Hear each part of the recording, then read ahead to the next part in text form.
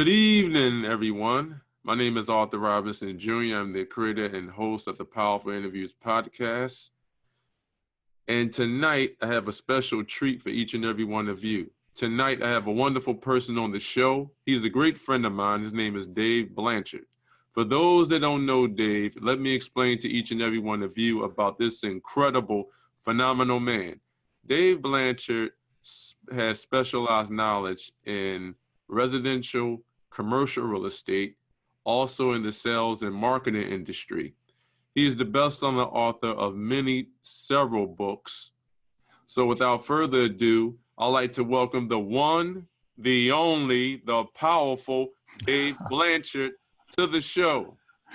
We need a theme song from Rocky playing for that, don't we? Well, I'd like to thank you, Dave, for taking time out of your busy schedule to educate me and the audience worldwide about your phenomenal books and about building wealth. I gladly appreciate it. Thank you. Great to be here.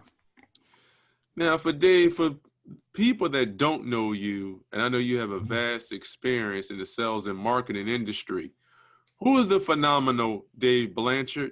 How long you been in your powerful industry, and what is your expertise?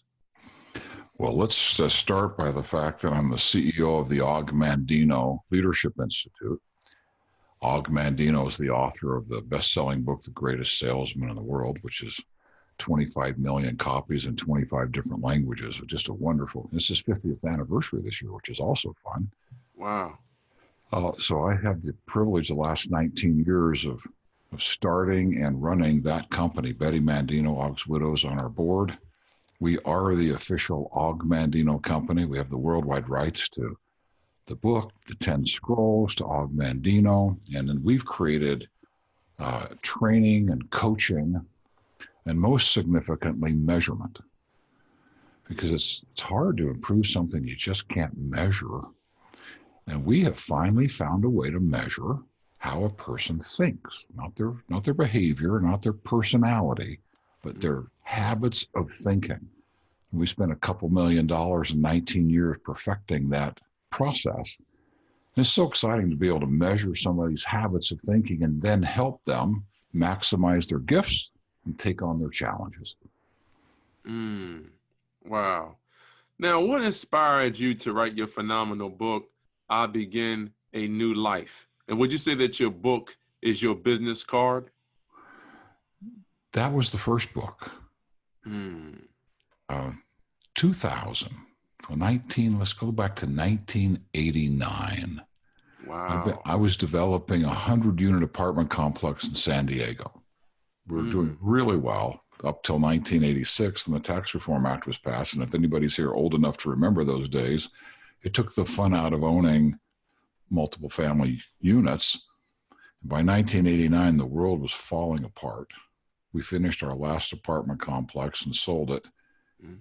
And we had lost millions of dollars. I mean, just millions of dollars. I'd spent so many years working so hard. We had a beautiful home up on Mount Helix.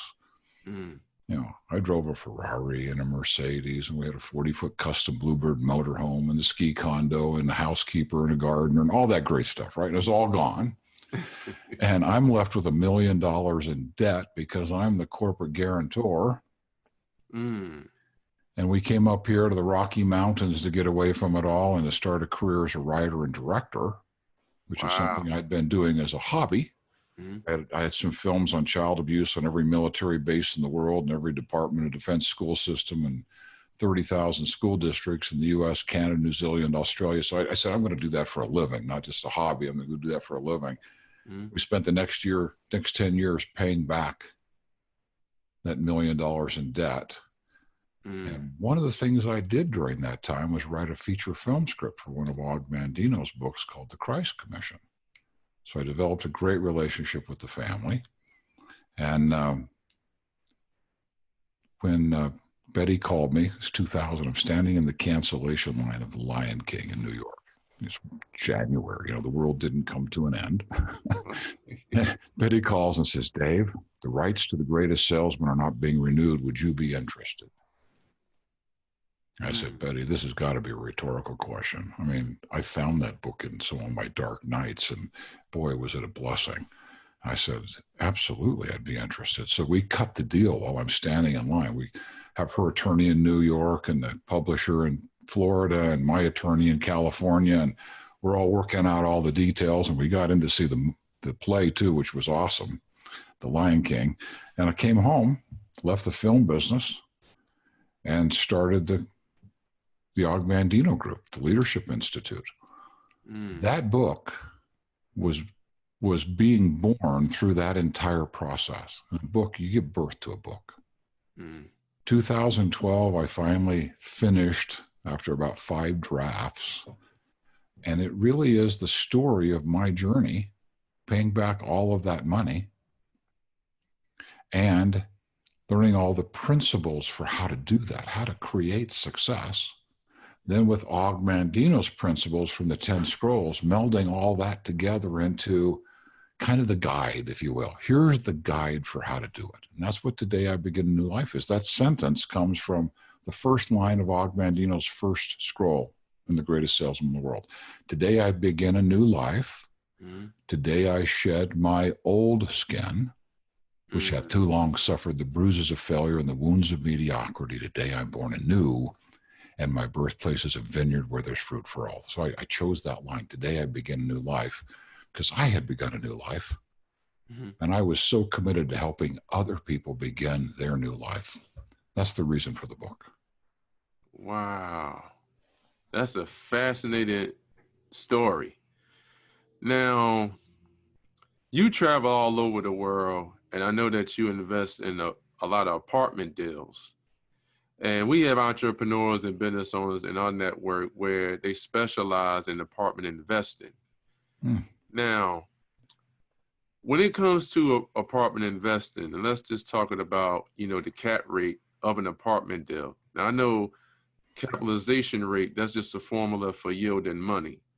So when it comes to the purchase price of, let's say, a 50 unit or 100 unit apartment building, the higher the cap rate is, the lower the purchase price will be. But the lower the cap rate is, the higher the purchase price will be.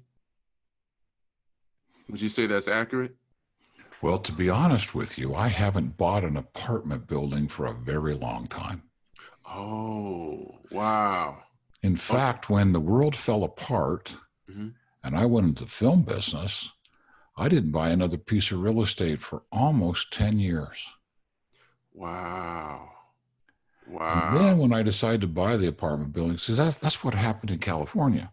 In California, prices were being inflated, not because of revenue and occupancy, the standard calculations for a cap rate.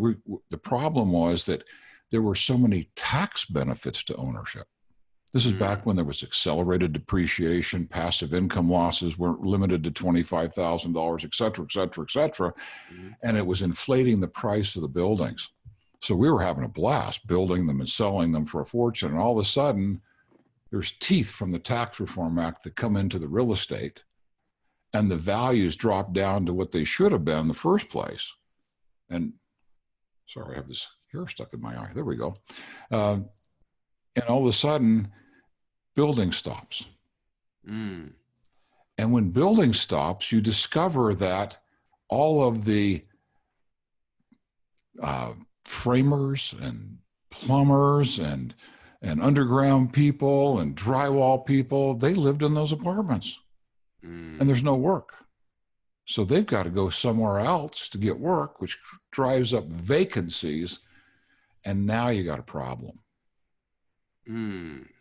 Because the revenue isn't sufficient. And when you start adding vacancies to that formula, the value of the property drops down precipitously. And that's what was killing us. The last apartment building we sold for $5.4 million. Nice profit. $1 million down, $1 million second from a Chicago family, a well-heeled Chicago family. We felt comfortable with that. $3.4 million first trust deed. 2 years later, second trust deed's due. and the property had dropped so far in value, it wasn't worth the first trust deed. So when you're looking at a real estate deal, there's more than just a cash flow component. How is the market? What's the quality of the product? What's the possibility of increases of rents? You know, we used to build buildings, and we would buy and refurbish buildings. And then you get into all kinds of costs associated with refurbishing. I'm kind of the guy that now, if I own a piece of real estate, and I have some now, I'm back buying real estate.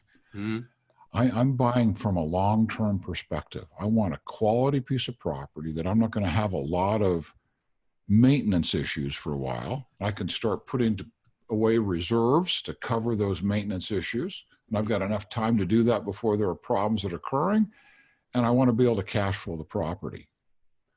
Because right now, there's still a lot of investors out there who are trying to leverage into stuff. And I'm going, been there, done the leverage deal. You know, 30% equity in the property and 30% can go away overnight. I want a property that the current rent will support the mortgage and generate a cash flow. And if I can't figure that out, I don't want to own the property. And frankly, I haven't gone into large 100 units above apartment buildings. I'm not your guy to answer that question. I'll let those other investors handle those questions, because I'm not going to go back into that again. I'm going to buy a piece of land and I'm going to flip it. I'm going to buy a house and rent it for a year or two and buy it right, where I know rents are going to be going up and values are going up, and then flip it, put it into a duplex, put it into an eightplex or a 10plex, maybe in that arena. That's my world now. I'm staying away from the bigger pieces. So I got way over focused on the real estate at the expense of stocks, bonds, mutual funds, and other investments. I'm just staying pretty well balanced at this point. So you basically invest in portfolio money, stocks, bonds, and mutual funds, and really select pieces of real estate. I will share this for entrepreneurs. I've shared this with so many clients that are entrepreneurial, that are in a business where they don't have a lot of employees the way they're structured. How many people are taking advantage of a SEP IRA? You hear a lot about Roth IRAs. Well, I want a Roth. Well, you don't get to deduct it going in, but you don't have taxability when it comes out. That's great. But what happens if you stick almost $60,000 a year right now into a SEP IRA, and you set yourself up with a really good company? Like there's one, I think it's out of Chicago, we work with. It's called Equity One. They manage it. And I have checkbook control over the investment so long as what I invest in complies with ERISA standards, right? I have to follow certain regulations. But it allows me to respond immediately. I find a lot that's undervalued and someone needs the cash. I can take that money, buy the lot, and own it in a day. I can sit on it for a week, flip it, and the profit's deferred. Now I can take that deferred profit and reinvest it in something else and flip it and keep deferring profits without any capital gains tax, because I'm in a SEP IRA, a self-employment pension plan with deferred possibilities. I'm talking right now to the small entrepreneur, the guy who's going to be doing $200,000 or $300,000 a year of income and could put 25% of that into a SEP IRA. This could be a real estate developer. This could be a whomever. Wow. Fun thing to be able to do. So I have companies that generate revenue that don't have employees. And that revenue coming to me, I can put in a SEP IRA. Now, I'm not an accountant. I don't pretend to be one, and I don't want to give anybody any legal advice. But if you're an entrepreneur, you're going to want to be talking to your legal counsel about getting a SEP IRA with almost a $60,000 a year contribution up to 25% of your income. And you top out after that. You can't go any higher, but you can put that much in.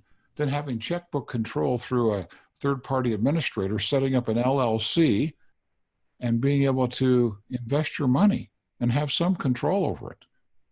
I've had that money, Arthur, sit sometimes for a year, and I didn't touch it. because you can make more money in a non-interest bearing checking account than you can in a bad investment. But then So that money just compound over the years. So you just sit on it, and then you find a great deal, and you got the cash. Cash is king in buying a deal. You find a lot that somebody needs to get out of right away because they've got a tax problem or they've got some kind of a problem, and you show up with a checkbook, you buy the thing right there on the spot. It's done. And to have the cash in a vehicle where you don't have to worry about holding it for a long-term capital gain, you can sell it the next day or 2 weeks later, or a month later if you want to. You're not tied to the same kind of issues because it's all in a qualified pension plan. That's a fun way to do investing. And I do a lot of my investing through that SEP IRA. Wow. Think about compounding returns and deferring taxes. That's kind of fun. Yes, it is. That's very, very exciting. And I know the Internal Revenue Tax Code is designed for entrepreneurs and business owners to win. Absolutely. So, for example, if you generating $10 million a year in top line revenue in your business, the government, since you are partnering with the government, because you are stimulating the economy by hiring employees, you can keep $9 million and the government is only going to tax you on the $1 million. That's phenomenal when it comes to taking advantage of the Internal Revenue Tax Code, was designed for entrepreneurs to win and win big. Well, I have to be really careful because I'm not a CPA.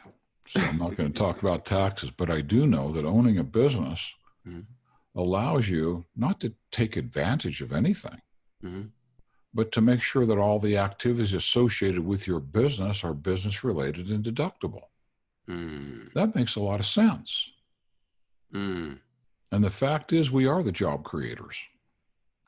Are we not? Small businesses are the job creators. I mean, the big businesses create jobs too, but how many small businesses are out there hiring 1, 2, 3, 4 additional people a year? That's huge. We should be able to have some benefit for that. And not illegal benefit, and not taking deductions we shouldn't have, because some people take advantage of things they shouldn't do. But having your business expenses deductible. That's exciting. You know, I don't know if you do a lot of having it. I'll restate that.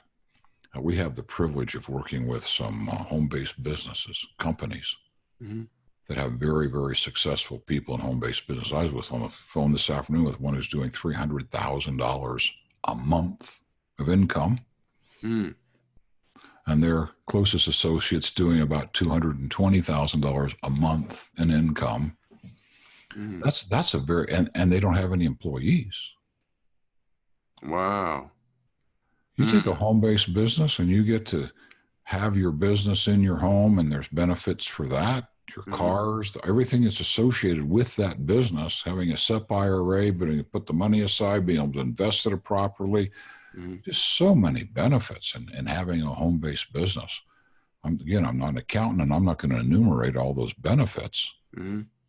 But when we're working with them and with their accountants, it's amazing what they can accomplish because they're in business.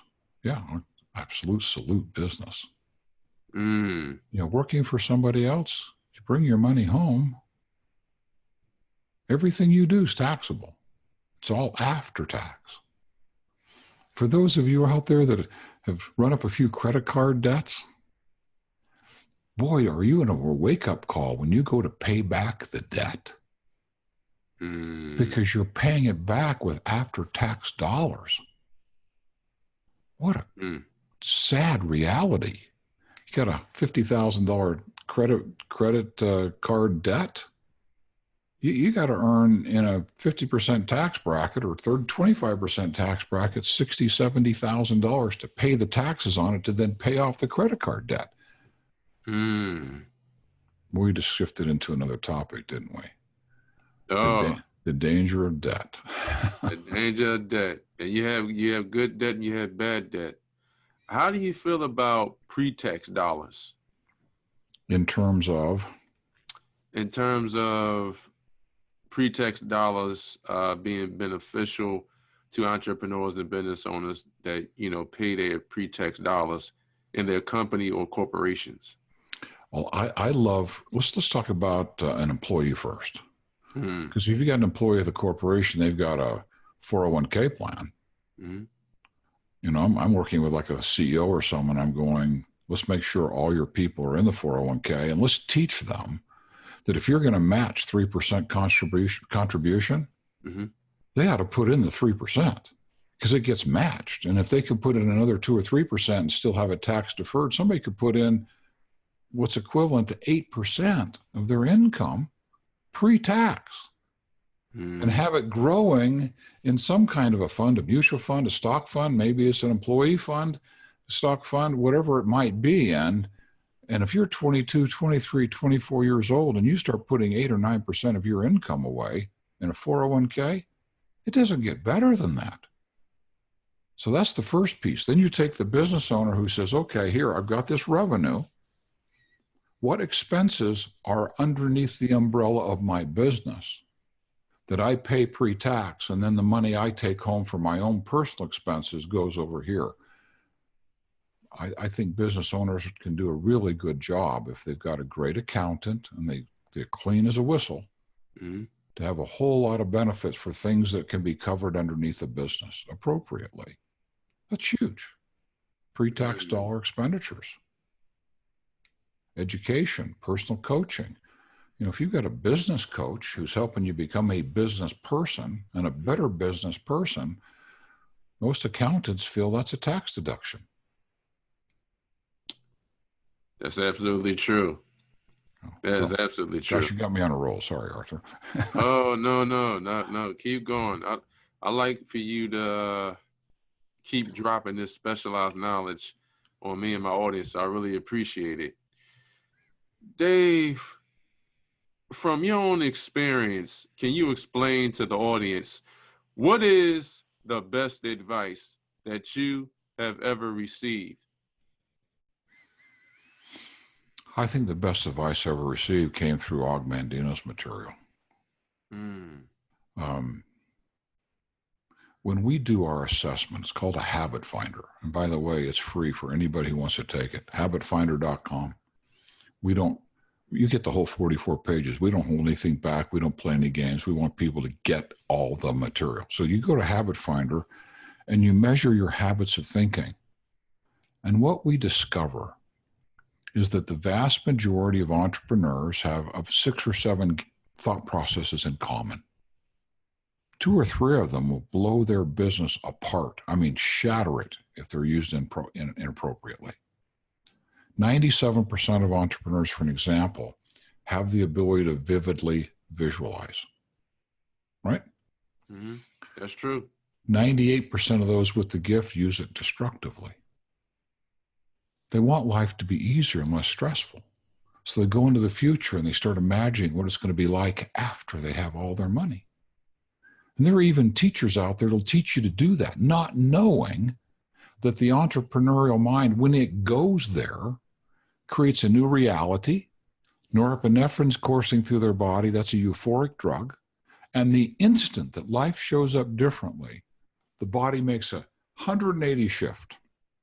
And the sympathetic nervous system releases cortisol, got stress hormone that's released to heal wounds and speed up metabolism, but except there's no enemy attacking. It's just reality striking.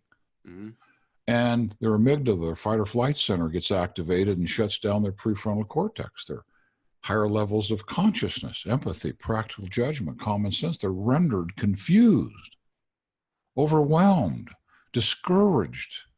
And so what do? They go back into fantasy, start fantasizing what it's going to be like when they finally have all the money. Og says, why would we spend any time trying to put tomorrow's gold in today's purse? What we do is we focus on living in the now. We go into our mind to get an inspired idea, and then it drives our actions. I will act now. Scroll number 9. Because our dreams are worthless, and our plans are dust, and our goals are impossible unless they're followed by action. And it's the one piece that I fear is most avoided in the discussion for the entrepreneur. We get them all pumped up about possibility, and then they step off the curb and get hit by the Greyhound bus of reality. Nobody, you know this, Arthur, nobody gets to skip the work.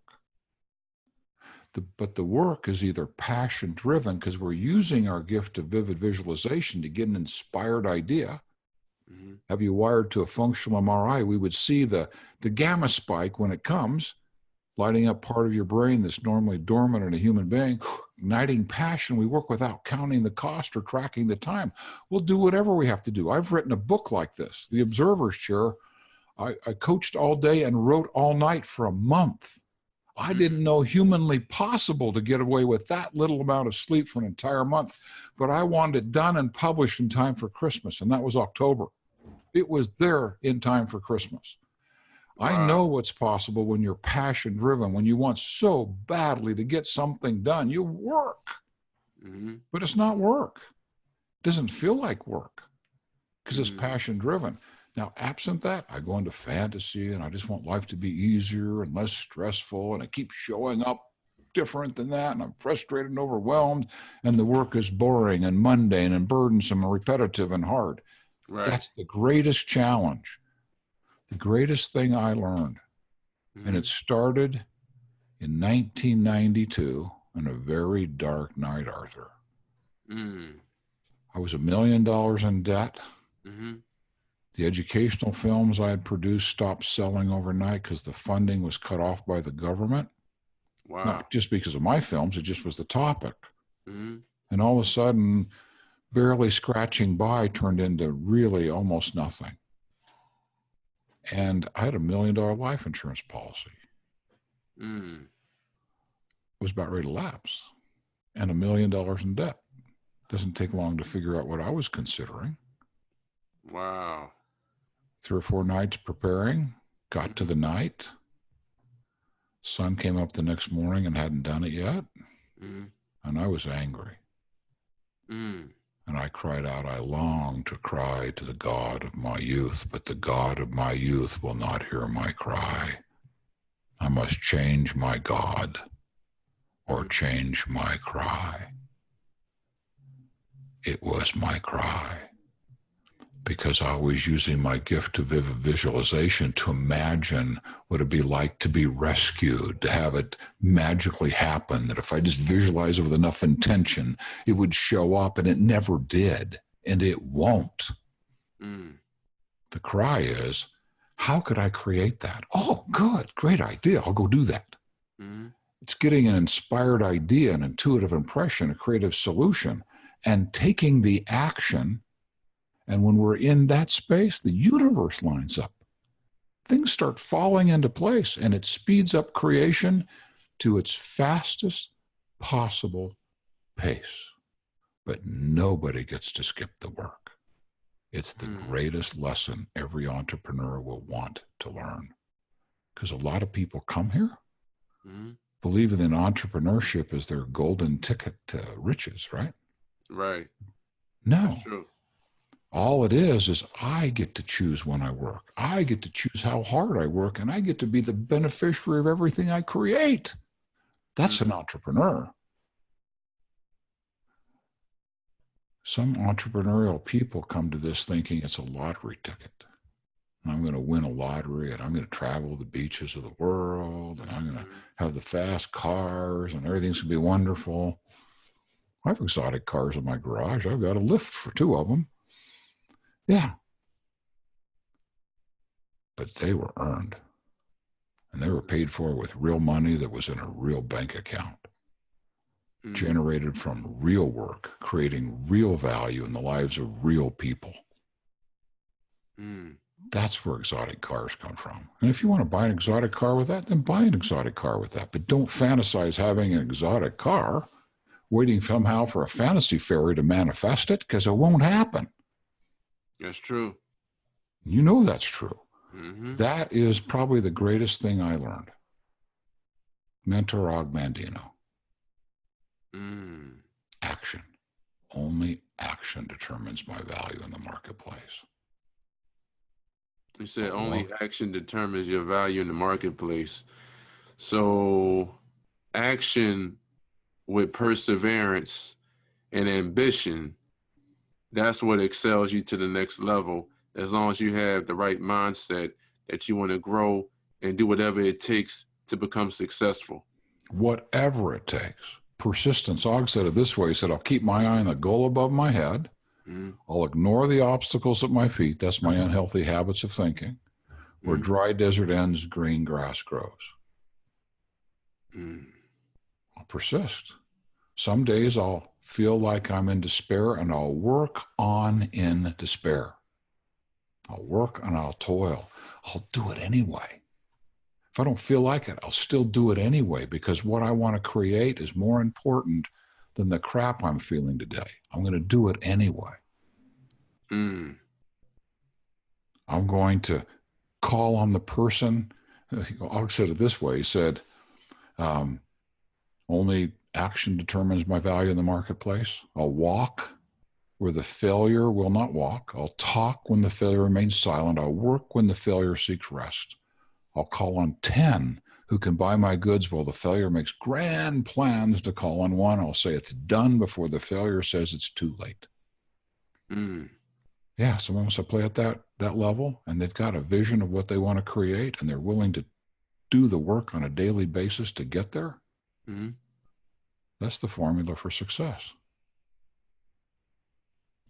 You're right. Persistence, effort, vision. Work. Work's not a nasty word. No, it isn't. No, it isn't. Not I think every entrepreneur and business owner need a clear vision on how they want to build their business and how they want to scale their business. Now, Dave, let's talk about the powerful word entrepreneur. Now, the word entrepreneur means entreprendre, and it was a Latin word, and it was invented in the 15th century in France. And a gentleman by the name of John Baptist, he invented the word, and over 300 years later, that word still exists, which is entrepreneur. So entre means between, and pendre means to take. So it means to take lower productivity and increase it to higher productivity. Can you explain to the audience how you're increasing your productivity in your businesses? Yes. First thing is Og's secret to success. He said the secret to success, this is found in the book, The Secret, Greatest Secret, is to be just a little better than mediocre. Now, I love words too. So let's talk about mediocre, medius and ocris. What does that mean? Halfway up the jagged cliff. So think about this. Entrepreneurs listening to this, you're halfway up the jagged cliff, because mediocre is your median. It's what you can do without any more effort. You just do mediocre, right? Right. Now, let's get really comfortable with mediocre, not to stay there, but to know where it is. Now let's go up one step and build a new platform. Make that the new mediocre.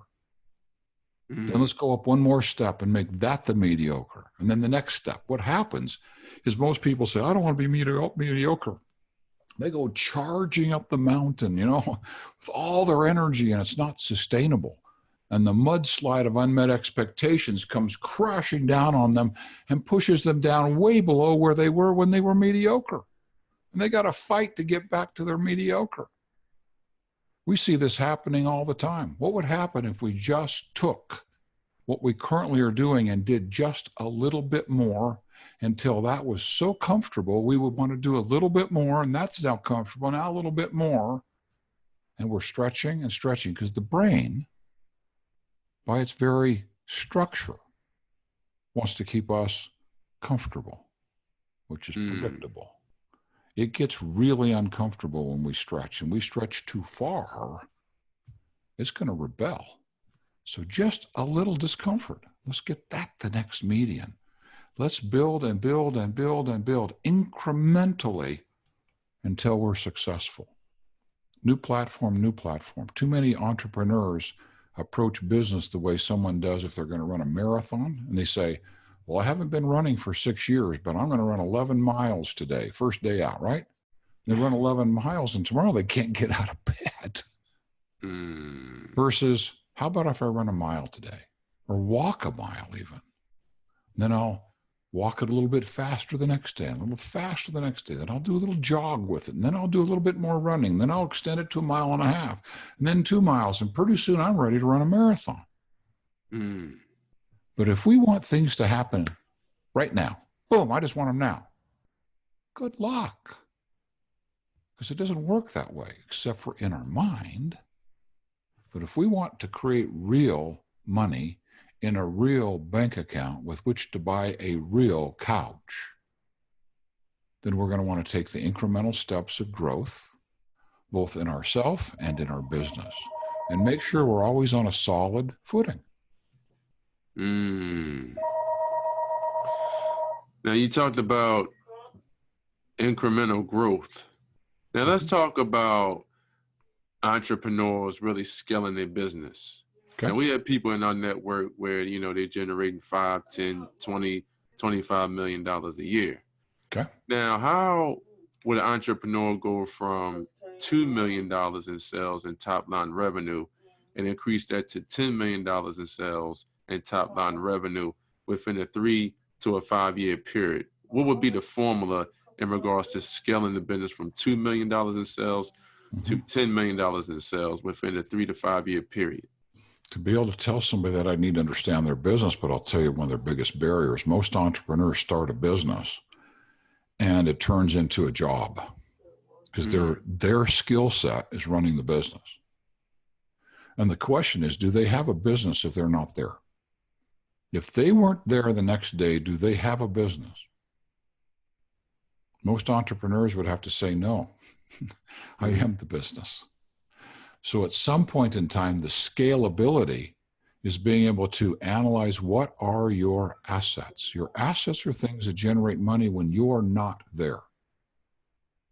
Okay? So we identify those things, and when we start to develop more and more of those kinds of assets that will generate income in our absence, and we can begin to scale us.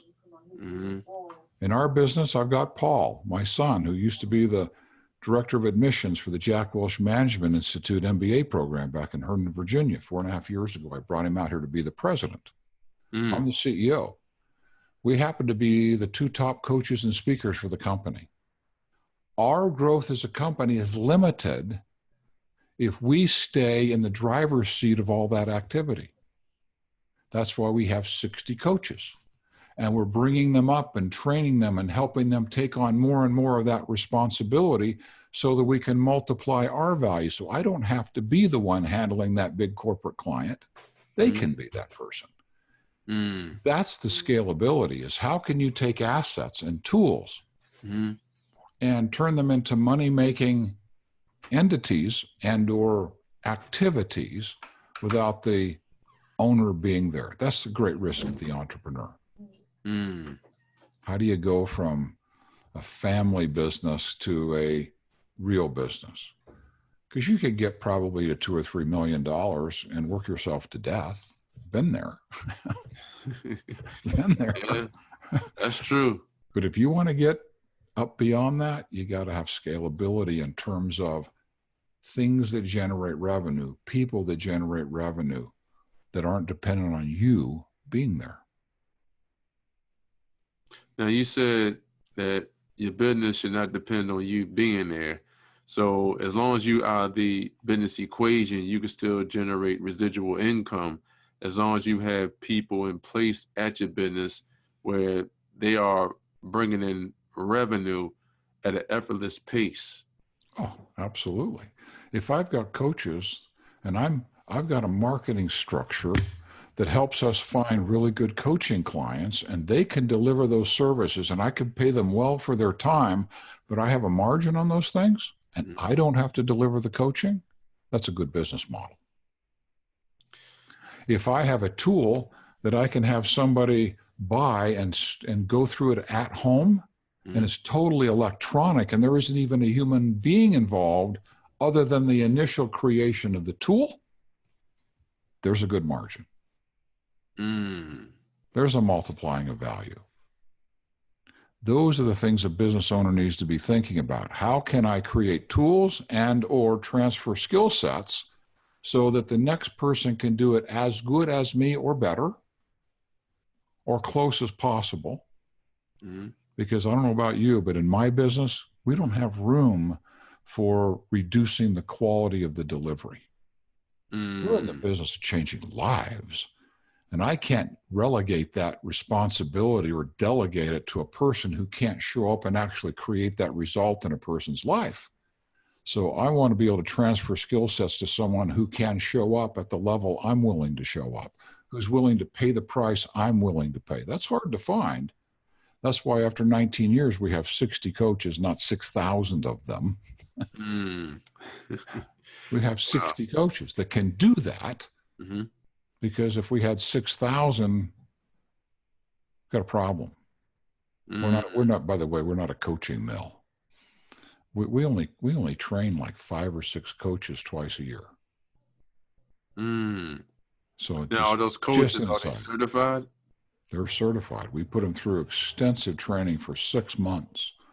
And then we help them start getting their first clients, and they start developing their practices. We want coaches that have successful practices, not people who are willing to pay us to train them to be coaches so they can say, I'm a such and such coach. So what? We just jumped into a rabbit hole. I don't know how far you want to go down that rabbit hole, but I've got a personal bias about those coaching factories where they're just getting they're famous, they're well known, so that people will come and spend $6,000 or $7,000 and get certified. And you have 6,000 coaches and 100 of them are making money. I think that's criminal. It is. My job isn't to train a coach. My job is to train a coach who can do what I do with other people and is willing to actually make the change. Because my mission is to change the world, not to train a coach. I think that's part of every business model. Mm-hmm.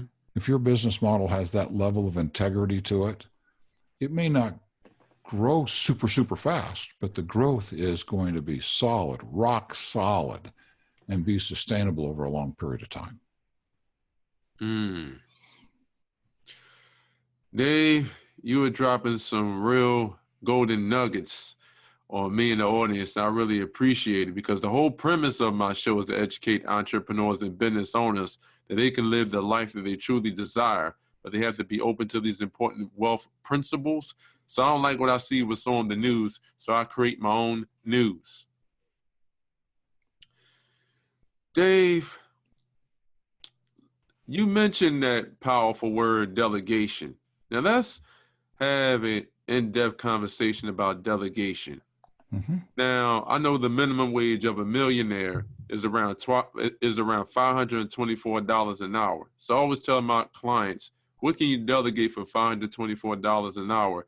Or what can you delegate that's within your current budget? How important it is for entrepreneurs and business owners to delegate tasks out that they're not currently good at, so they could just focus on increasing their revenues in their businesses.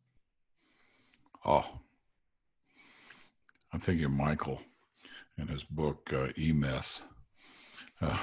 Michael Gerber. Gerber, yeah, we wear so many hats, and I'm the guy who wants to transition as many of those hats to somebody if I can generate $1,000 an hour as a coach, the last thing I want to be doing is doing anything that is worth less than that per hour for my time. I'm just using that as an example. Okay. So if I've got an activity that's a $200 an hour activity, I'm going to delegate it to someone and pay them $200 because I got a better margin on my time. So you want to have opportunities to get as many of those things off your plate. Now, we all go through this. Entrepreneurs, it sounds idealistic. We all go through those periods where we're at first wearing all the hats. That's just a reality, unless you go raise a whole bunch of money. And if you do, you don't own your company anymore. That's right. The venture capitalist owns the company. That's right. I want to own my company. So we went through that. We still occasionally have more hats that we're wearing than we really want to wear. We want to transfer them as quickly as possible. And one of the things I discovered early on is every time I want to grow to the next level, I hire somebody who's already there. And you know what? they often charge more than I charge. Because what they can teach me is worth more than what I teach. So I am investing all of the time. We're hiring an international firm to do us some branding work for us. They charge a lot more than I charge, and I charge a 7-figure income as a coach. I do pretty well. But they charge a lot more than that. And what they are going to do for us is worth more than I charge for my client to do what I do for them. We want to be in the position of always reinvesting in ourselves and not trying to learn everything ourselves. My dad used to say that when I was young. Life's too short to make all the mistakes yourself. Oh, it's never been so true. Entrepreneurs, don't hesitate. Now, there are some risks because you hire some people who say they know and they don't know. So make sure you're dealing with someone who's got a reputation for actually creating it. This person we just hired, we've watched them for the last 4 years. We just transitioned out of one coach and we just hired her. And she is brilliant. I am so excited about where she's going to take us. She's already got us thinking about things we hadn't thought about. And I'd like to think we don't miss too much, but she knew what we were missing. And she's already telling us. So, oh my goodness, yes. I woke up this morning with an idea. I was so excited to text Paul. We got to do this, we got to do this, we got to do this. And he's all excited about it, responding back to me because we have hired someone who thinks higher than we're thinking, who's been and is where we want to go. And that's the power of leverage. That's the power of leverage. So it's not only get rid of the responsibilities that are worth less than your time to leverage you to spend more time in more effective ways.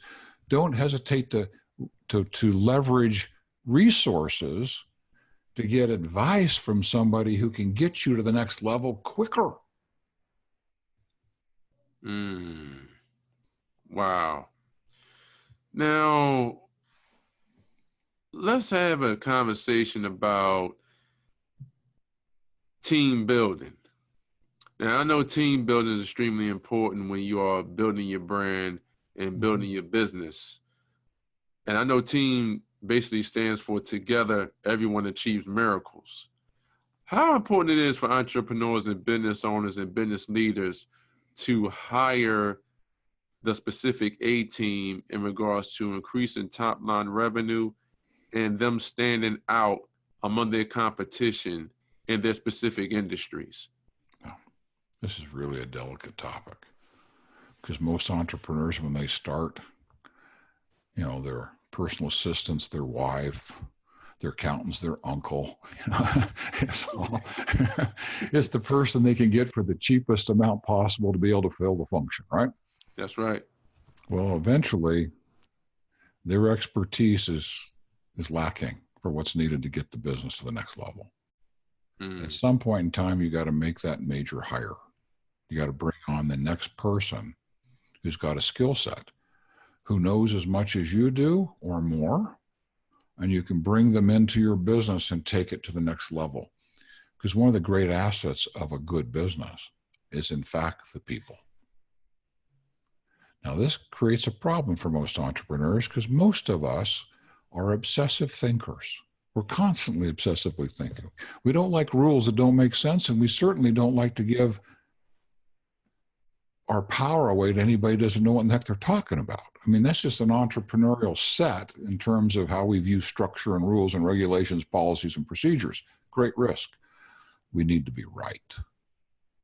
May I just share with your audience one of the great discoveries from all our assessment work. Entrepreneurs, obsessively thinking, getting attached to their ideas, and needing to be right. If we need to be right, the other person has no choice but to be right or wrong. All or nothing, life or death. So if we need to be right, the other person gets to be wrong. And what we discovered that 249 out of 250 people, their ideas attached to their self-esteem. So when we need to be right, and they get to be wrong, we just push their self-esteem buttons. 249 out of 250 have really serious buttons that can get pushed. We could actually be calling into question their worth as a human being, their ability, their character, the value of their contribution on down that list. I mean, it could be really serious damage control from us needing to be right. So I say to entrepreneurs and business leaders, because some of them have such great thought processes, they could be right. But so what if they're crushing self-esteem? Because in a team, it has to be collaborative. So a great leader walks into a team and does something like this. Arthur, we have one item we need to address today. I want to share it with you. Then I want you to tell me how you think we ought to handle that. And everybody listen to what Arthur has to say. Arthur gets done speaking. What did you like best about that, Betty? What did you like best about that, Harold? And you write it down on the board. Then I get to share. What I like best about it was this. Okay, Sally, what do you think we should do? Arthur, what do you like best about what Sally said? Harold, what do you like best about what Sally said? Okay, Harold, what do you think we should do? By the time they get done, if they've got the right people on the team, they might be hard-pressed to have something to add to the list. And if it is, it might be only one or two things. And you see a leader say, you know, the only thing I'd add to that is this. And they add it. Okay, let's prioritize this and let's make this happen. And all of a sudden, they have a team who is able to bring their creative ideas to the table. Their ideas are valued, and they feel a sense of ownership in the process. The leader may not get 100% of what they wanted, but what they get 100% of everybody's participation in making it happen. Too many entrepreneurial leaders in both corporate America and in business feel like they have to have all the answers, and it's more about my way or the highway. It's about go do, go do, go do, go do, and they rob themselves. The entrepreneur robs themselves of everybody else's creative input. We know that in a non-adversarial relationship, a person holds back 40% of their cooperation energy until they feel understood.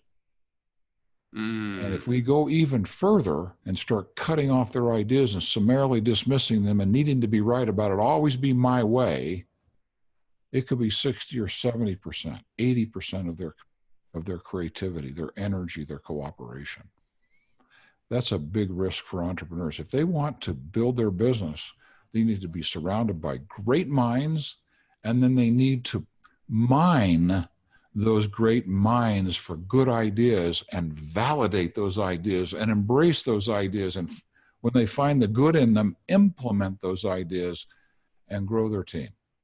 Great entrepreneurs are growing the next generation of their team. You said great entrepreneurs are growing the next generation of their teams. So ideas the next leaders. The ones who could do what they do when they're not there. And all of a sudden the entrepreneur could go on a 1-month hunting trip, come back, and the business has grown. So ideas is the real capital or real wealth? The employees are the greatest capital in a company. Great minds, great people. I have so much fun, and this is, I don't know if I should even say this. I have so much fun at the end of every month bonusing really good performance. Not at the end of the year. I have a personal assistant who's unreal. And if she gets an extra $1,000 at the end of the month, can you imagine what that does to her family? It's life-changing. Life-changing. I have never given a bonus to someone that I didn't get more back the next month for it. So we want to make sure that we're spreading the wealth, we're sharing the profitability, we're pulling the best ideas out of people, having them in positions where they can perform at their highest level possible. Now you got a team. They're all in it together, and they're all sharing in the result. That's exciting. Wow. So basically, you took your passion and turned it into phenomenal profits. Yeah, well, the focus wasn't the profit, which was also a great secret. We focused on becoming the very best people we could. Then we fell in love with our clients' success. That's the real key. And the more successful they are, the more successful we are. Because when they're successful, they tell all their friends. And the vast majority of our business doesn't come from marketing. We've got a great marketing team. The vast majority comes from referrals. That's an exciting business. Because when you fall in love with your client's outcome, your business will be very healthy. The outcome, the money, is the natural outcome. If you chase it, some entrepreneurs chase money, and it runs. Now, you can run as fast as money does, and you could tackle it and break its arm.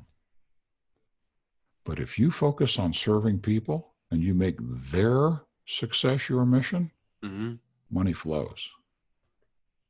It's not the topic, it's the outcome. It's not the focus, it's the outcome. And it's so fun when it's the outcome. Wow. Dave, let's talk about business plans. Now, I know entrepreneurs and business owners where, they have 2-3 companies and they say, I want to start this new journey. We're starting a new business, but they really are honed in on, I just want to create a business plan, but everything in that plan, you don't really do. How do you feel about business plans? And do you think business plans are effective in today's economy? Well, it depends on how you're structuring your business plan, because it's a guess at best. And it's a little bit like going to war. They have a plan for the battle, and as soon as the first shot is fired, all the plans go out the window, and now you're kind of figuring it out the best you can. Business is a lot like that. Most business plans are for investors. So they have confidence in what you're doing. They'll give you the money. I'm not a big fan of raising money. I'm a big fan of creating the revenue necessary to grow the business and doing it with cash that you generated from what you did last time that went so well. That's a great way to build a business. Now, some people say, well, you're not growing it that fast. And I'm going, yeah, I still own it. So tell me what fast looks like. So the business plan, you want to be really clear on what you're doing before you get started to have an idea of what the obstacles are going to be. What are the challenges? But there's a vision. I've got one right now we're in the middle of. If I knew the beginning from the end of this, it would be great. But I just know that it's right. I know there's a tremendous need for it. But exactly the way to pull it together, we've got a few experiments to do first. And we've got to be willing to try something and then adjust it and try it and adjust it and try it and adjust it until we find the one that just rings. And now you got it. So many entrepreneurs want to do a business plan, execute, and have it turn out that way. Good luck. Rarely does it turn out even close to what the original business plan was. And there's going to be missteps. There's going to be mistakes. It's part of the learning process. And you fine-tune and tweak and fine-tune and tweak and fine-tune and tweak, and you finally get there. How many people have said to you, I just want to have a business like you have? Where you kind of just put a plan together and execute it, and, within 6 months, you were successful. And you got to smile and go, what? What are you talking about? You have no idea how many directions we've changed to make this happen. Have a plan to get started, but be willing to discard things that aren't working and continually in innovation to find the next piece. But if you've got a vision, like I've got right now on a project that we're working on, Mm-hmm. I just know. I know in my gut. And it's not just emotion. There's a real need, and nobody's filling it. Nobody. I'm going, oh my goodness. This is so exciting because we've got the tool set to actually meet that tremendous need. We just have to do it in a way that will be easy for everybody to use. Well, that's going to take a little extra work. But that's part of the fun of creation, isn't it? Yes, it is. The joy in the journey, not the destination. The real fun is in the creation of it. That's how entrepreneurs are supposed to be creators. We go off on a tangent on this if we wanted to, because too many people come to entrepreneurism and they're all focused on the destination. A real true entrepreneurial creator, when they reach a destination, they're already way out on the next one. When they get to that one, they're already way out on the next one. They love the very process of creation, not destination. Mm. You know, it's a lot of entrepreneurs, they want instant gratification. And, you know, they'll see, you know, the entrepreneur driving the Rolls Royce, or they'll see the Ferrari or the Lamborghini or the Aston Martin, and along with owning, you know, some commercial real estate. And you know what they say? You know what? I want that lifestyle immediately. Microwave success. But we know that microwave success doesn't exist. You got to put a lot of years into your skill set. And like what you said earlier, you got to really focus on your skill sets and make sure those skill sets are transferable. Can you explain to the audience in layman's terms, from your perspective, what do millionaires and hecto-millionaires do on a consistent, regular basis that unfortunately broke entrepreneurs just don't do? Well, first of all, they're not entrepreneurs if they're not doing it. Mm. There's entrepreneurial mindset. That's vivid, visionary, obsessive thinking, constantly trying to solve problems. The question is, really, does someone want comfort, or does someone want to become a creator? Because if they just want comfort, they're going to be focused on circumstances. And then they're going to become consumers, sometimes of television, sometimes of debt, you know, trying to prematurely experience, and then they're going to be miserable.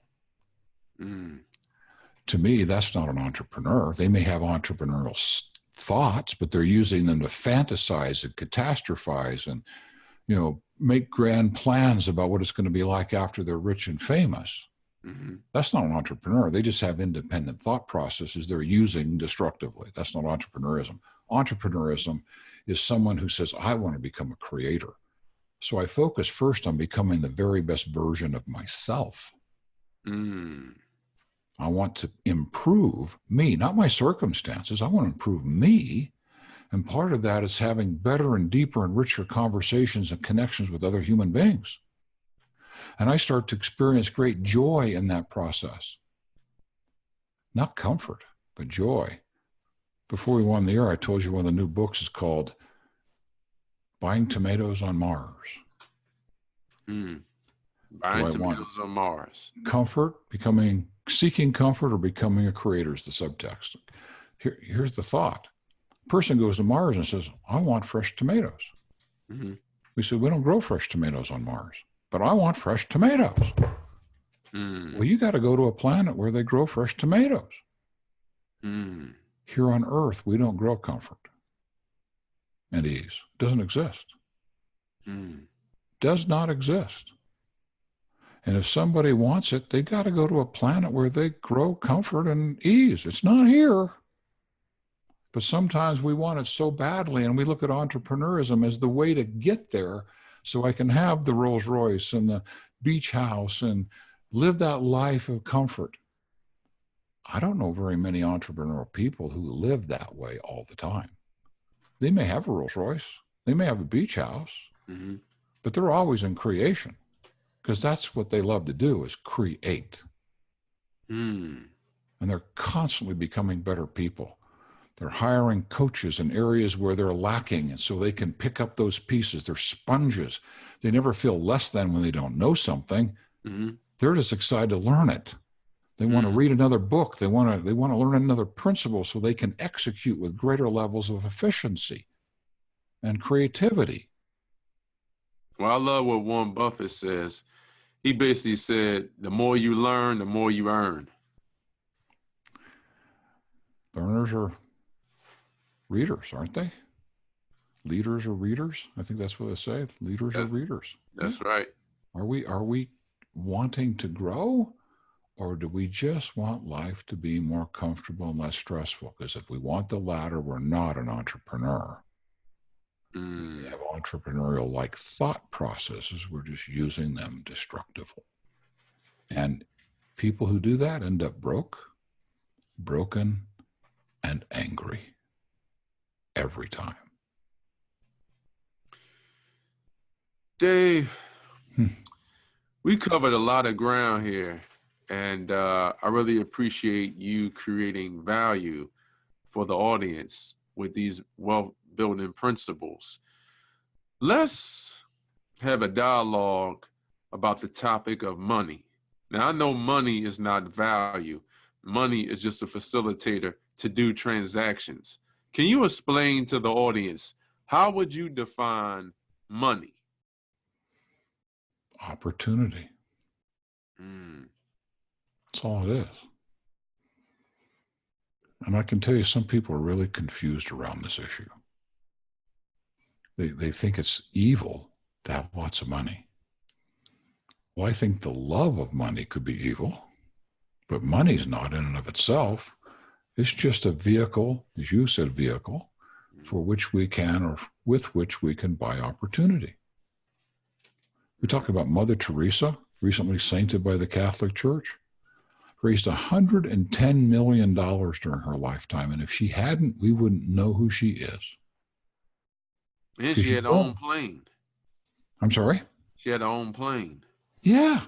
Well, you don't get kids off the garbage heaps of Calcutta without money. It takes money to figure that out. So money isn't the evil piece. I know people who make $300,000 or $400,000 a month easily, and they donate 30% of it to causes to change the world. They have enough. They don't need any more. They can't think of anything else they would want. So the more money they make, the more impact they can have on the planet. How cool is that? There's an entrepreneur. You know, I always tell entrepreneurs all the time, I said, you know, you want to change the world, you got to have long money in order to change the world. Focus on your skill sets, then focus on your creativity, and then have a team and a plethora of specialized knowledge where you can have your team to help you sell that specialized knowledge. And if you can help 1 billion people, you're going to be in business for a long, long time, and you're going to have a satisfying life, as well as helping your people in your team where they are living exceptional lives as well. Yeah. And in that whole process is a lot of hours of nose to the grindstone, but passion driven. If it's passion driven, the price is paid. It's not without price, but it's worth the price. How do you feel about having business allies? Now, I truly believe that you should, collaborate, and we are in a collaboration economy. And I love really putting, money seeds or mental seeds into people's brains to let them know that, everything that you want is already in you. So what exists in you must come out of you so the world can experience the real you. And I think everyone has a book in them, but in order to write a book, you got to start writing. In order for you to scale your business, you have to surround yourself around people that has that specialized knowledge and brainstorm when y'all could put together a business mechanism for you to scale your business to the 20 million or to the $50 million level. Now, how do you feel about profitability, and how do you feel about entrepreneurs and business owners marketing their business versus marketing innovation? It's a great question. I want to address the first piece you went to, because in the last week, I've had two dear friends launch books. And we put the full force of the Og Mandino Leadership Institute behind that book, both of them. There was nothing for us to gain other than our people getting two really good books.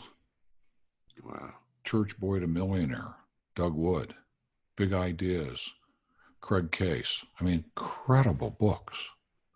And I spent a good part of this last weekend on Facebook and doing lives and whatever I could do to help them get those books out there, because I know they'll impact lives.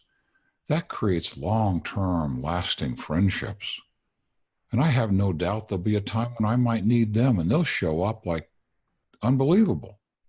So you're building allies in business. I think that was the first place you went with that series of questions. So I think that's a really key thing for us to know, that we have relationships with people.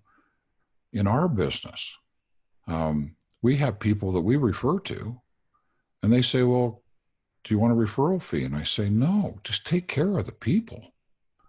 And guess what? They refer somebody back to us. You have those kinds of relationships. Then you have strategic relationships where people or coaches have information that could help you get to the next level, and then you honor them by you hire them. You pay them for that information, because people pay you for your information. And then that's a collaborative piece. Now, refresh my memory on the very end of that question, because that's where my mind got stuck. It was in collaboration. How you feel about market growth versus market innovation? Thank you. Innovation really drives the market. Jim Christensen wrote a couple books about innovators. Great stuff out of Harvard. Had a chance to spend some time with him. He's a brilliant human being, Harvard Business School. Innovation's critical. But here's the secret to me. Innovation is born out of always looking and being aware of the needs of the people.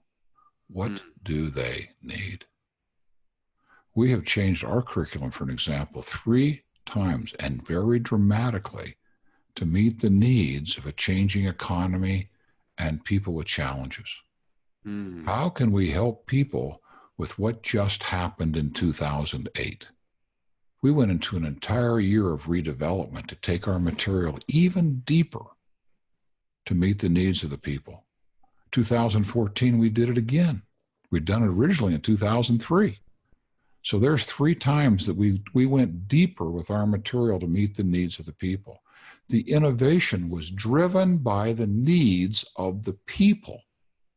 Remember, if the focus is their success is our mission, then we're totally focused on what they need, and focusing on what they need drives the innovation. We could do it this way. Golly, guess what? Nobody ever thought about doing that. Ooh, there's a great product, right? Let's pour some resources into the development of that and programming that and getting that out to the marketplace. So I believe if you're staying focused on the needs of the people, even some of the most interesting innovations, you might not have identified as a need that was apparent. It was a need that if it were created, it would create the need. It would fill a void. Think about some of the things that have happened in electronics with the phone system and some of those kinds of pieces. Who knew we needed to be able to manipulate stuff on the screen of our iPhone, right? Just the idea of being mobile was kind of cool.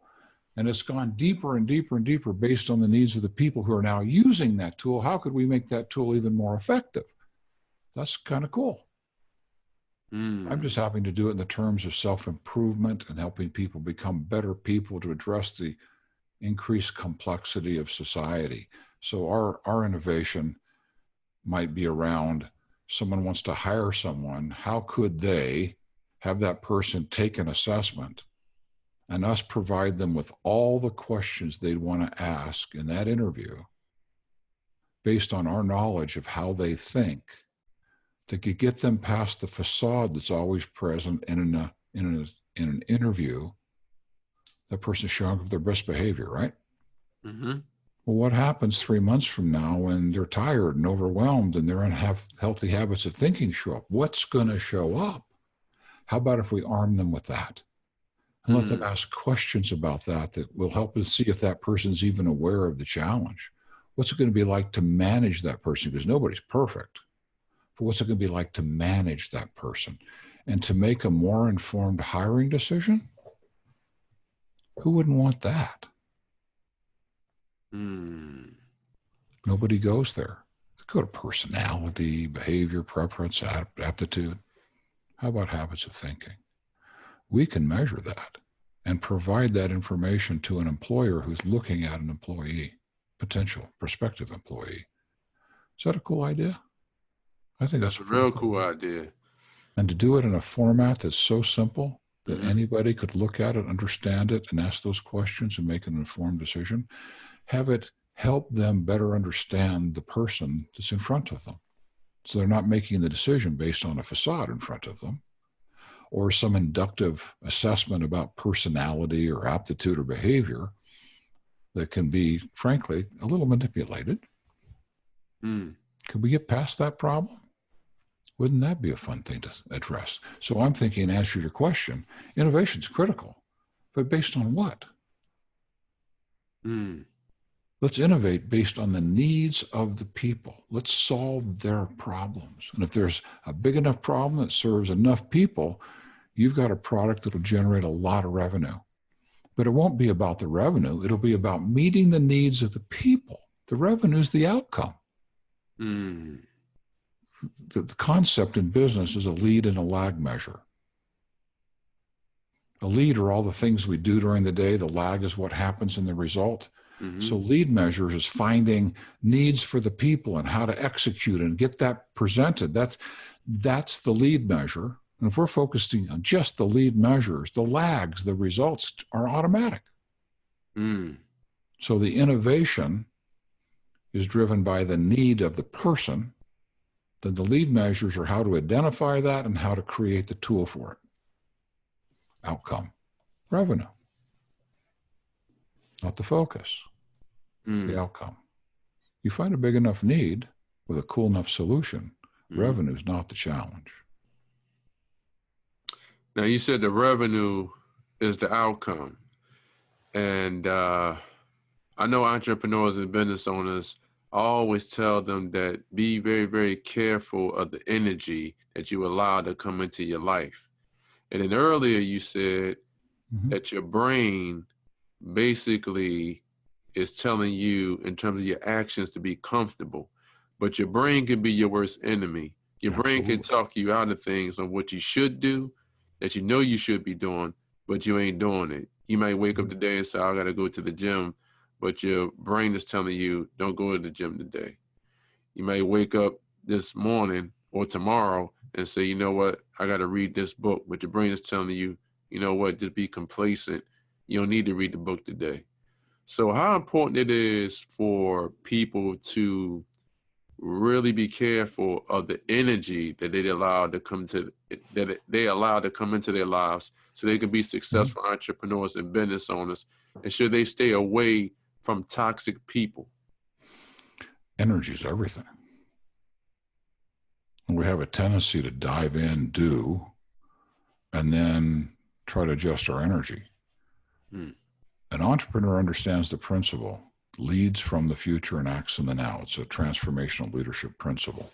So you go into the future and we see the kind of person we'd like to be. Our really true self, free of our unhealthy habits of thinking. Can we see that person? Let's bring that person into today. Really high quality energy. and let's act based on that person. And let's have that energy, that quality of energy, impact the quality of what gets done that day. Because if our energy isn't high quality, either is our work product. So the energy is everything. So you get up in the morning, have an exercise I put CEOs through. I want to, I get to, I choose to, I will command and I'll obey my own command, a little 3x5 card sitting on the nightstand. And they'll pick it up and they'll go, I want to, I get to, I choose to, I want to. Who's talking? Them, their real self, or their unhealthy habits of thinking? I said, don't get out of bed till you're in charge of your day. You get up with your unhealthy habits of thinking in charge, and the quality of your energy is going to suffer. You're going to strap on a backpack full of bricks and go into have to, should, and must, and need to, and fear of consequences, and overwhelm, and discouragement. Don't go there. Start by taking charge of your life, being self-directed, acting on your own moral authority, doing the next right thing for the right reason because you want to, get to, choose to. Can you feel the energy? Come to the day with that. Get out of bed with that. Show up with that. It'll change everything you do and how you choose to do it. Don't get out of bed till you're ready. Now, I don't say stay in bed all day either. Just make the commitment to be in charge of the day, to shut off this noise and bring high quality energy, which really is lead from the future. Bring that really powerful person that you want to become into today. Be that person today and act in that space and see what happens.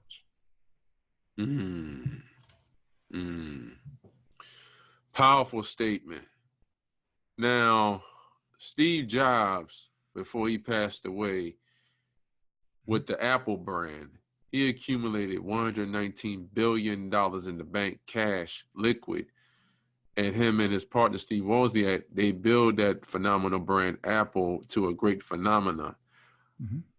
From your perspective, what do you think it actually took for Steve Jobs and Steve Wozniak to take the Apple brand to the next level where they accumulated $119 billion in the bank, cash, liquid?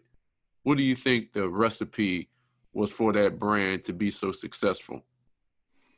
Well, I happen to like Apple. I'm on one right now. I have an iPhone. I have an Apple. Apple everything, right? So I love the brand. But we have to pause for a moment and ask this question. I happen to believe in hereafter. So let's go 10 minutes after Steve Jobs leaves this planet and ask, did you have a regret? Because he didn't get to bring any of those billions with him. What did he get to bring with him? Legacy. Legacy. His friends, relationships. That's all you get to bring with you. Sometimes we're focused on the wrong thing. Now, I'm not suggesting he was, but if we're focused on the billions that are in his bank account and he's not with us anymore, and we're saying, Steve Jobs, let's look at it from his perspective today. If we could talk to him today, what would his perspective be?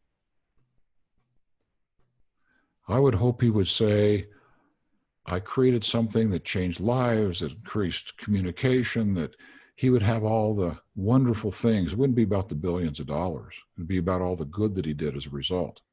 Hopefully it would be his generosity. Now, I'm not going to judge him for his generosity or lack thereof, or the fact that he was a tough guy to work for. It wasn't a whole lot of fun to be around. That's pretty well known. The question I would have is, what did he leave that was of value to those who are still here?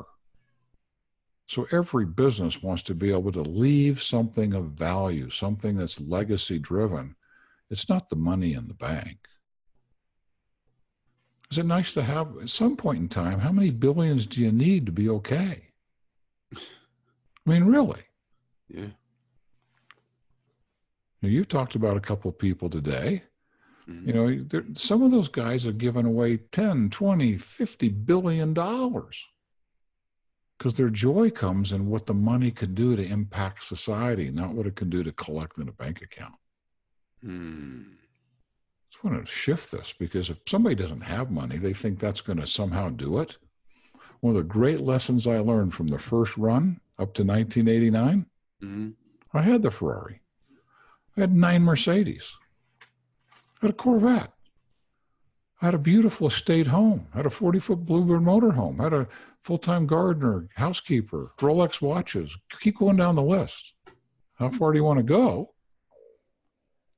And none of it filled a hole in my soul. Not one piece of it. So you're saying all the material things, it didn't fulfill your soul. It doesn't. Your purpose. No, I have nice things now, but I don't have them to fill the hole in my soul. I have them because I like the quality of them, or something inspires me to write something, but they don't fill the hole in my soul. What fills the hole in our soul is when we serve a person and change a life. And we know we're a part of that. We leave a legacy of blessing people's lives, leaving them better than we found them. That's where our joy comes from. Taking an idea and acting on it, finding out it was actually inspired, if I can be so bold, to really know and to be known and to really trust and be trusted. That brings a peace that surpasseth all understanding.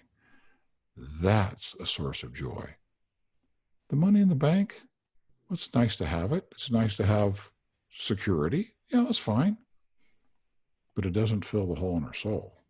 So if someone's building just to accumulate, they're going to be a really miserable person, because they won't ever be able to get enough to ever get to that place they think they're going to get.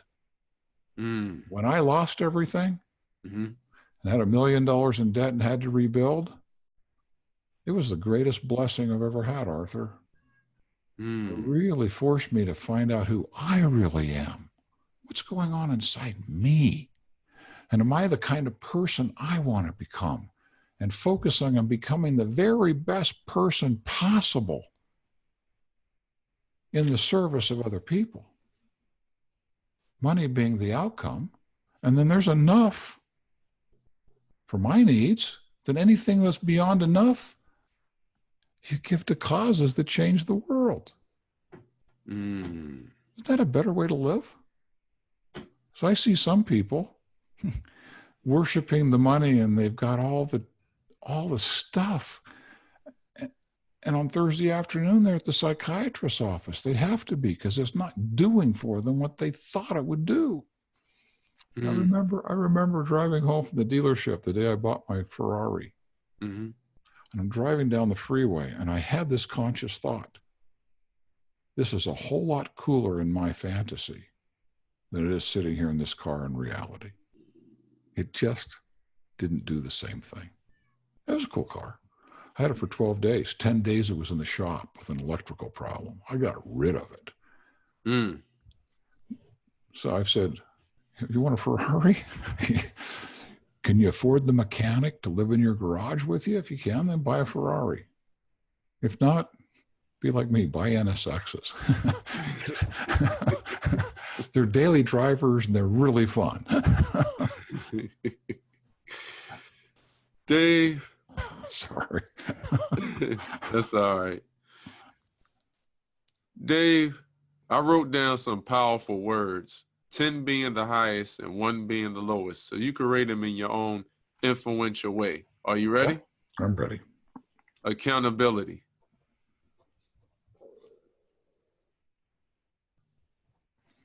Ten. Perseverance. 10. Leverage. 8. Health. 10. Wealth. By the way, I'm 70 pounds lighter than I was 3 years ago. Wow. Look great. Health, everything. Yeah, it's 10. Wealth? Define wealth for me. Is that money? I have 7 children and 27 grandchildren. To me, that's wealth. They are priceless. Mm. So what's the wealth? Is it just the money in the bank? 4. Building great relationships. 10. Leadership. 10. Integrity. 11. Value. Creating it? A 10. Financial literacy. Probably a 7 or 8. Team building. For an entrepreneur, a 10. Brainstorming.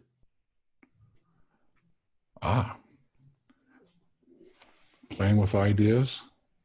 It's got to be a 10, because that's where they're born. Marriage. An 11. 44 years with my sweetheart. Energy. 10. All right, that was good. That was real good, Dave. Can you explain to the audience exactly where they can find you? Sure. Very first thing that I'd probably go is go to habitfinder.com and take their habit finder. That's the best way to find me, because you'll find out what we're doing, but it'll be for your benefit. That's a service we give. Mm-hmm. We'll send you an email and you can spend time with a habit finder specialist for free, 30 minutes.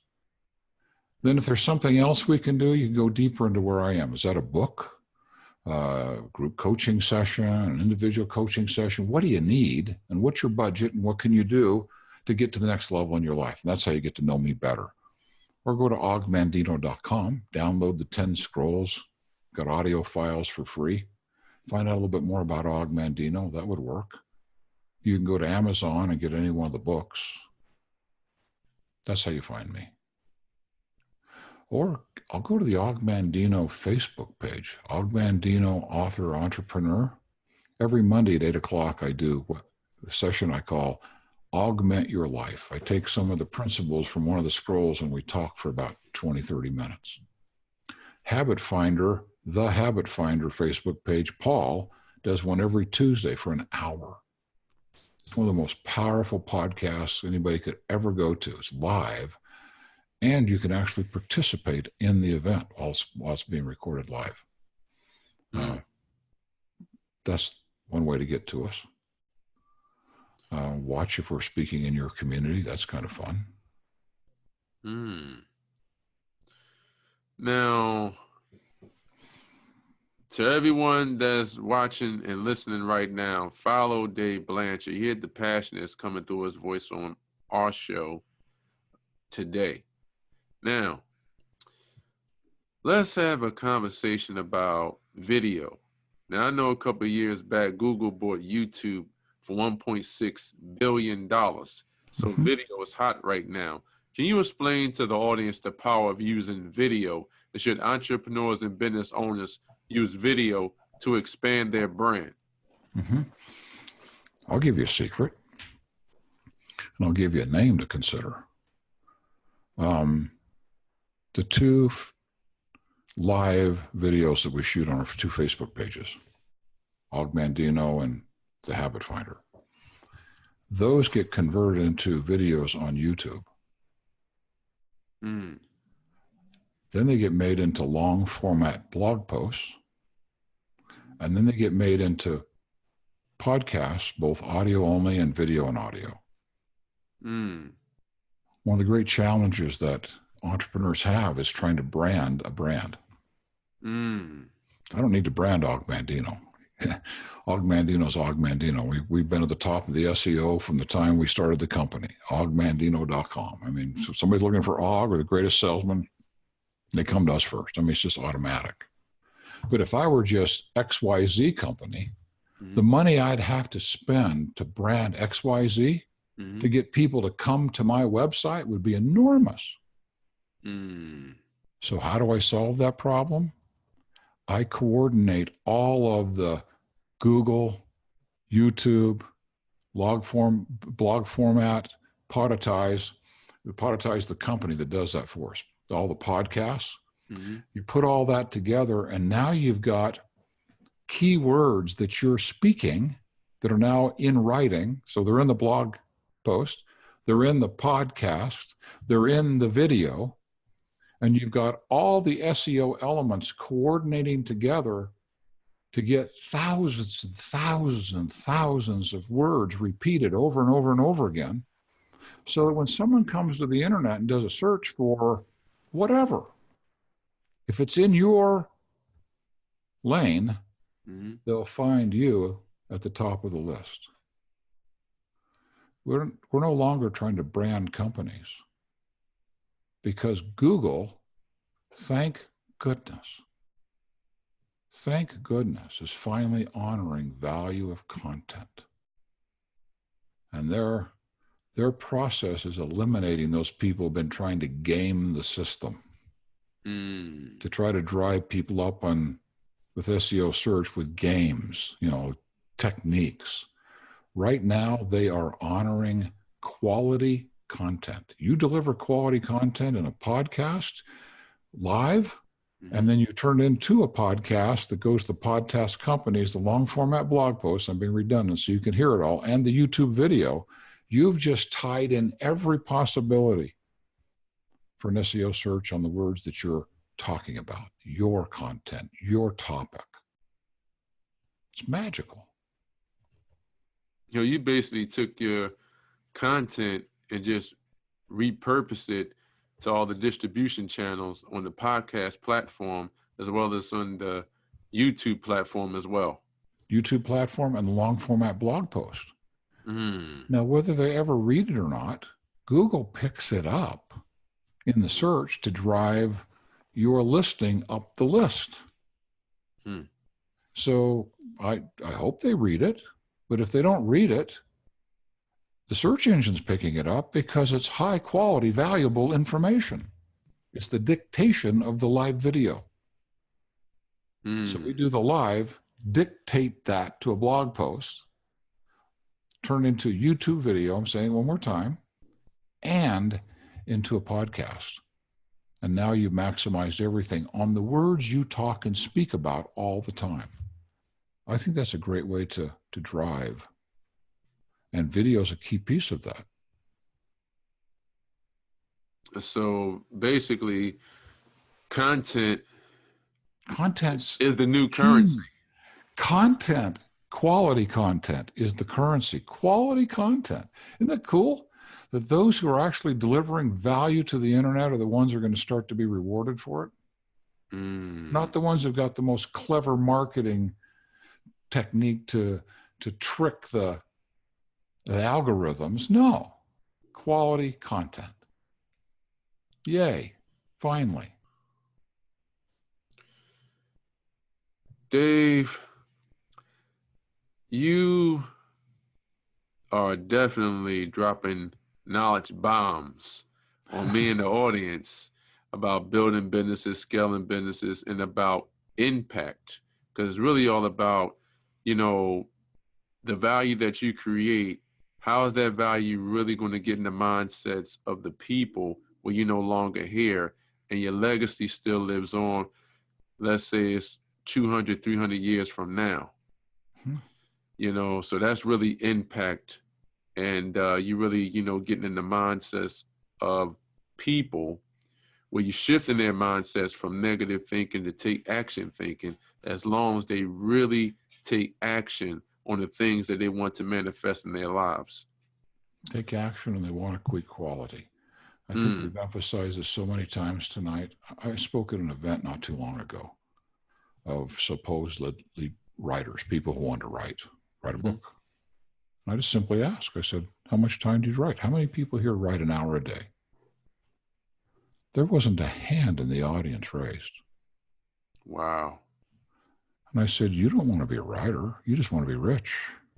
Don't want to offend you. But how many books do you think you're going to sell? 1 million? Does anybody here know that if you sell 50,000 copies of a book, even 15,000 copies of a book, you've got a bestseller on your hands in terms of self-improvement? But I can tell you 15,000 books at $20 a piece, that's only $300,000. That's not a lot of money.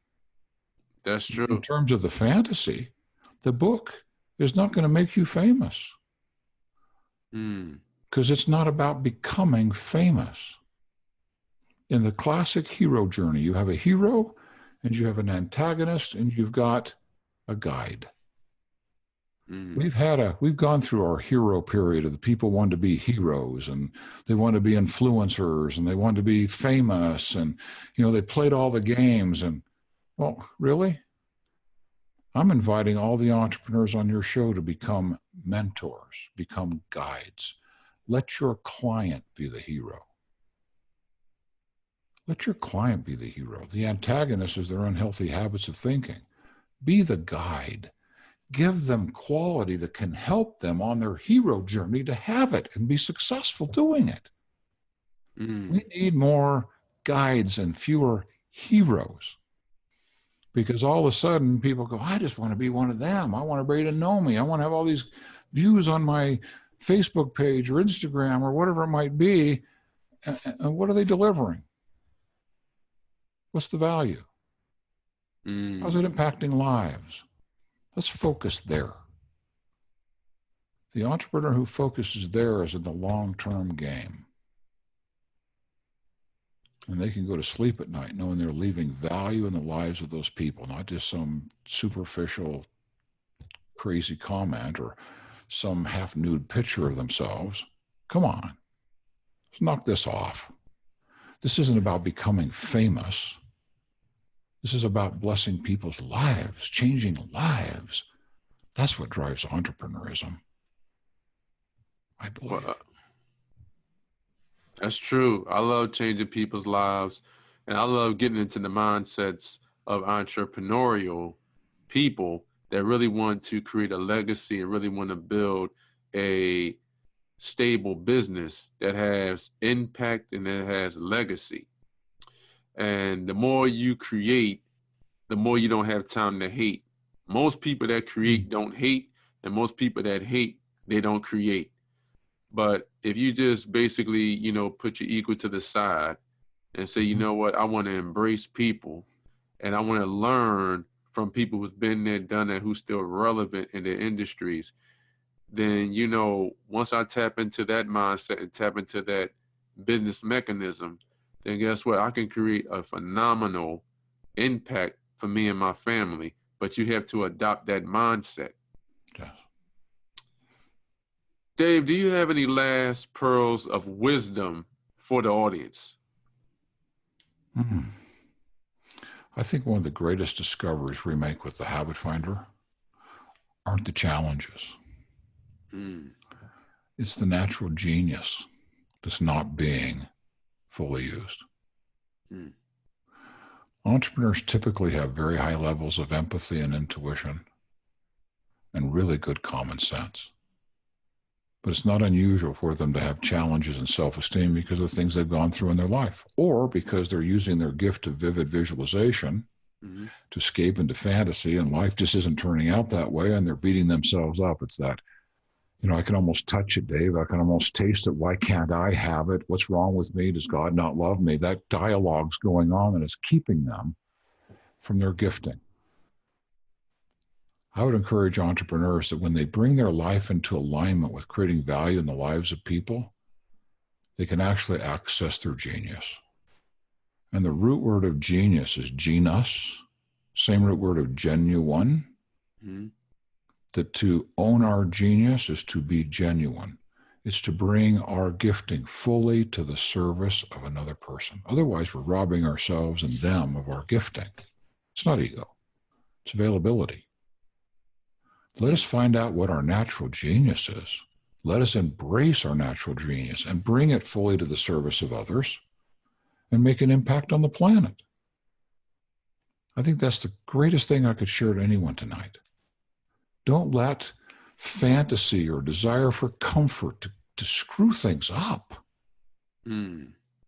Have the desire to engage in life and embrace obstacles, because they're given to us to learn, so we can get through them and learn how to connect and serve and create value everywhere you go and with everyone you meet, and contribute to the planet. Leave a footprint on the planet, something that's meaningful. Come from that place, find your natural genius, and bring it fully to the service of others. August said that there's a flame that burns inside me, passed down from generations uncounted. It's a constant irritation to my spirit to be better than I am. I will fan these flames of dissatisfaction and proclaim my uniqueness to the world. I'm here for a purpose. That purpose is to grow into a mountain, not to shrink to a grain of sand. Henceforth, I'll apply all my efforts to become the highest mountain of all, and I'll strain my potential till it cries for mercy. Let us find our gifting and use it fully in the service of others, because that's the source of joy. That's what creates legacy. Wow. And can you explain to the audience one more time exactly where they can find you? Yes, go to habitfinder.com. Take a free assessment. It'll unfold our whole world to you. We want to give that to you. We want you to know that we know where you are. Spend some time with a Habit Finder specialist who can help you walk through. There's no obligation for that. They're just here to serve. We have a whole team of them right outside my office over here in cubicles, and they're serving people who've been taking the assessment. Then if we can help you, they'll help you find out where to get a book. If your budget's $20, let's get a book in your hand. Have you start reading. If you can do more than that, we'd love to help you. If you find value in what we're doing. Well, I love reading, but for some people, reading is a lost art today. Yeah, for some it is. This summer, I'm going to be doing the audio on the 3 books. That'll be fun. Oh, yes, yes. Because that's becoming more popular. Dave, I'd like to thank you once again for taking time out of your busy schedule to educate me and the listeners worldwide about wealth building principles. I gladly appreciate it. You are a gift from God. Oh, thank you. You're kind. Thank you for the opportunity. And may those who have listened today just pick up maybe just one nugget that'll help change their life. To everyone that's listening and watching us right now, I highly recommend get involved with the phenomenal Dave Blanchard. You hear the passion that came through his voice on my show today. He broke down layman's terms about impact and legacy. He also broke down layman's terms about the strategies that he's learned over the years. And Dave Blanchard is a successful entrepreneur, but that success didn't happen overnight. He learned through trial and error, and he surrounded himself around the right people, and he put the right systems in place to take his businesses and profitability to the next level. I highly recommend get involved with the phenomenal Dave Blanchard and go to his websites. He has incredible content that could take your mindset and your business to a whole nother level. And make the initial investment and invest in yourself today. Invest into his phenomenal intellectual property in regards to his books. His books will have a deep perspective where it can actually get into your head to take your level of thinking to a broader scope. So to everyone that's listening to us right now, remember that the strongest asset that each and every one of you have is your brain, and what you think about and what you take action on, that will become your reality, and your mentality creates your reality. May God bless each and every one of you, and bye for now. Thank you, Dave. Thank you, Arthur. Thank you. I got to have you coming back on the show one more time so we can talk more in depth about wealth building principles. I really appreciate it. You are definitely a blessing, and keep doing what you love to do because the world needs you. Thank you, Arthur. You have a blessed evening as well. Thank you. And bye for now. Thank you, Dave. Okay. Thank you. Bye-bye.